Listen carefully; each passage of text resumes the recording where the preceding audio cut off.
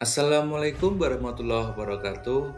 Salam dan bahagia Bapak Ibu guru hebat. Saya Muhammad Fatkul Damanhuri dari SMP Negeri 1 Tempel, calon guru penggerak angkatan 10. Kali ini saya akan menyampaikan koneksi antar materi modul 2.3, yaitu coaching dalam supervisi akademik. Tujuan pembelajaran khusus yaitu calon guru penggerak menyimpulkan dan menjelaskan keterkaitan materi yang diperoleh dan membuat refleksi berdasarkan pemahaman yang dibangun selama modul 2 dalam berbagai media. Pertama, pemikiran reflektif terkait pengalaman belajar. Pengalaman atau materi pembelajaran yang baru saja diperoleh. Di modul 2.3, saya belajar tentang coaching supervisi akademik yang bertujuan untuk mengembangkan kompetensi diri tiap pendidik di sekolah. Pendekatan yang digunakan adalah coaching yang memiliki 3 prinsip, yaitu kemitraan, proses kreatif, dan memaksimalkan potensi. Kemudian, kompetensi inti coaching yang harus dimiliki adalah kehadiran penuh, mendengarkan aktif, dan mengajukan pertanyaan yang berbobot. Percakapan berbasis coaching menggunakan alur tirta, yaitu tujuan identifikasi, kemudian rencana aksi, dan tanggung jawab. Terdapat 3 tahapan dalam supervisi akademik, yaitu pra-observasi atau perencanaan, observasi atau pelaksanaan, dan pasca observasi. Emosi-emosi yang dirasakan terkait pengalaman belajar. 1. Khawatir. Sebelum mempelajari modul 2.3, saya merasa khawatir akan kesulitan memahami dan mempraktekannya. 2. Bahagia. Saya merasa bahagia saat mampu praktik coaching bersama rekan CGP dalam ruang kolaborasi dan demonstrasi kontekstual. 3. Tertarik. Saat mempelajari dalam eksplorasi konsep, saya mulai tertarik dalam mendalami materi modul ini. 4. Optimis. Saya merasa optimis mampu mengaplikasikan materi modul ini di sekolah tempat saya bertugas. Apa yang sudah baik berkaitan dengan keterlibatan diri dalam proses belajar. Saya merasa mampu berkolaborasi dengan rekan sesama CGB saat praktik proses coaching untuk supervisi akademik dengan menggunakan alur tirta, teknik rasa, dan sesuai dengan prinsip coaching dalam ruang kolaborasi dan demonstrasi kontekstual, baik berperan sebagai coach, coachee, maupun sebagai pengamat atau observer. Apa yang perlu diperbaiki terkait dengan keterlibatan diri dalam proses belajar?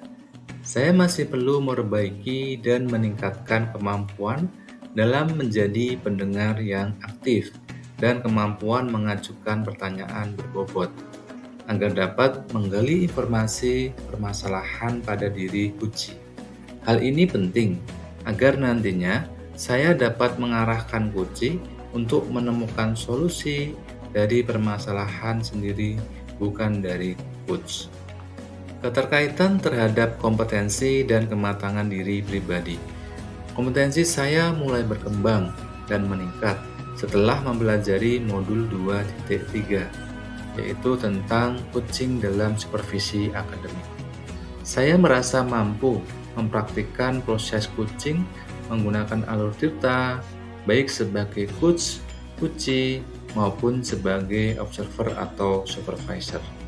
Saya berusaha untuk membiasakan menahan diri, mengendalikan diri dari asumsi-asumsi pribadi, asosiasi, dan rasa emosi, sehingga muncul kematangan berpikir dan bertindak agar sesuai dengan prinsip coaching, yaitu kemitraan, proses kreatif, dan memaksimalkan potensi diri. 2. Analisis untuk implementasi dalam konteks CGP. Memunculkan pertanyaan kritis yang berhubungan dengan konsep materi dan menggalinya lebih jauh. Bagaimana agar prinsip kucing dapat diterapkan dalam kegiatan supervisi di sekolah? Jawabannya adalah satu, prinsip kucing dapat diterapkan jika kepala sekolah memiliki pemahaman tentang kucing dalam supervisi akademik dan bersedia untuk mengaplikasikannya di sekolah. Dua, tujuan kegiatan supervisi jangan hanya sebagai bagian penilaian guru saja, namun supervisi harus dijadikan sebagai upaya untuk meningkatkan kompetensi akademik guru.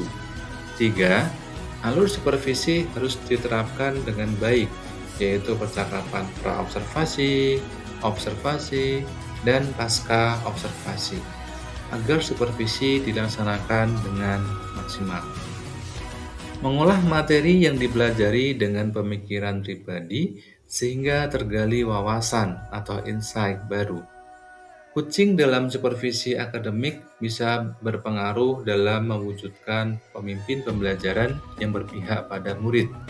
Agar bisa terwujud pembelajaran yang berpihak pada murid, maka guru harus memiliki kompetensi menjadi pemimpin pembelajaran. Menjadi pemimpin pembelajaran, seseorang harus memahami perkembangan murid secara menyeluruh. Tidak hanya aspek kognitif saja, namun juga harus memahami karakter dan sosial emosional murid.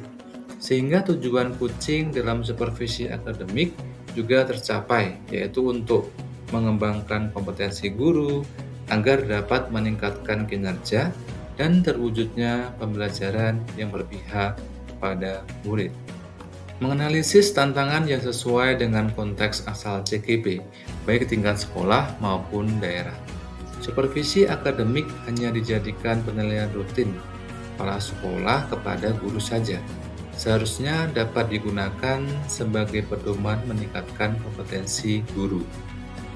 Tantangan terberat adalah mendiseminasikan pemahaman tentang kucing kepada rekan guru di sekolah agar memiliki pemahaman yang sama. Memunculkan alternatif solusi terhadap tantangan yang diidentifikasi. Alternatif solusinya adalah melakukan sosialisasi kepada seluruh komunitas sekolah untuk menyeragamkan pemahaman tentang makna supervisi akademik. Kemudian, membagikan contoh praktik kucing dalam supervisi akademik melalui berbagai media informasi digital agar dapat diakses dengan mudah oleh seluruh komunitas sekolah. 3. Membuat keterhubungan. Pengalaman masa lalu. Saya pernah mengikuti supervisi akademik oleh supervisor di sekolah. Supervisi ini tanpa didahului pra-observasi. Supervisor langsung melakukan observasi pembelajaran di dalam kelas sesuai jadwal. Supervisor kemudian melaksanakan tahap pasca observasi dengan memberikan rangkuman hasil observasi dan memberikan umpan balik. Kemudian, tahap pra-observasi yang belum dilaksanakan menjadikan saya terkadang kurang siap dalam pelaksanaan observasi. Penerapan di masa mendatang. Kegiatan supervisi di sekolah nantinya harus dijadikan sebagai salah satu bagian dalam peningkatan kompetensi guru dalam bidang akademik dengan menggunakan prinsip kucing, yaitu kemitraan, proses kreatif, dan memaksimalkan potensi serta penggunaan alur tirta dan teknik rasa. Konsep atau praktik baik yang dilakukan dari modul lain yang telah dipelajari. Yang pertama, modul 2.1. Pembelajaran berdiferensiasi berupaya melayani kebutuhan belajar murid agar dapat memaksimalkan potensi yang dimiliki. Hal ini sejalan dengan praktik kucing yang harus memaksimalkan potensi kucing agar dapat menemukan sendiri solusi atas permasalahan yang dialami. Kemudian kedua, modul 2.2. Dalam pembelajaran sosial emosional atau PSE, terdapat teknik stop dan mindfulness yang dilakukan untuk dapat membuat suasana menjadi lebih kondusif. Saat melaksanakan kegiatan coaching pun, seorang coach harus menerapkan teknik tersebut agar dapat fokus, sehingga terwujud kehadiran penuh dalam melaksanakan proses coaching. Informasi yang didapat dari orang atau sumber lain di luar bahan ajar CGP. Pada beberapa laporan hasil penelitian atau jurnal telah membuktikan bahwa supervisi akademik dapat meningkatkan keterampilan dasar mengajar guru maupun meningkatkan kompetensi seorang guru profesional. Berikut ini informasi yang didapat dari orang atau sumber lain di luar bahan ajar CGP. Terima kasih, salam dan bahagia.